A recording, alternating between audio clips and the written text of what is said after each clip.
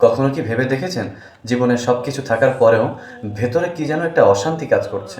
জীবন ছুটে চলেছে, তবে জীবনের কোথাও যেন শান্তি বিরাজ করছে না। আসসালামু আলাইকুম, ইন্নাল হামদালিল্লাহ ওয়াসসালাতু ওয়াসসালামু আলা রাসূলিল্লাহ ওয়া বা'দ।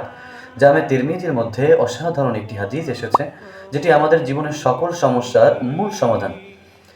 হাদিসটি হযরত আবী হুরায়রা রাদিয়াল্লাহু তাআলা আনহু থেকে বর্ণিত। قال رسول الله صلى الله عليه وسلم يقول الله ابن آدم। আল্লাহ রাসূল সাল্লাল্লাহু আলাইহি ওয়াসাল্লাম বলেছেন, আল্লাহ তাআলা বলেন, হে আদম সন্তান, তাফাররাগ লিইবাদাতি আমলাউ সাদরাকা গিনান ওয়া আসুদ্দু ফাকরাক। তোমরা আমার ইবাদতের জন্য ফারিগ হয়ে যাও, ফাঁকা হয়ে যাও।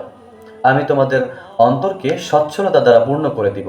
তোমাদের অন্তরকে দুশ্চিন্তা, দুর্দশা, পেরেশানি থেকে মুক্ত করে দিব এবং তোমাদের অভাবের দরজাকে আমি বন্ধ করে দিব। ওয়া ইল্লা তাফআল, যদি তুমি এটা না করো, মালাতু সাদরাকা শুকলান, তাহলে আমি তোমার অন্তরকে ব্যস্ততায় পূর্ণ করে দিব, দুশ্চিন্তা, হতাশা, পেরেশানি দ্বারা ভরপুর করে দিব।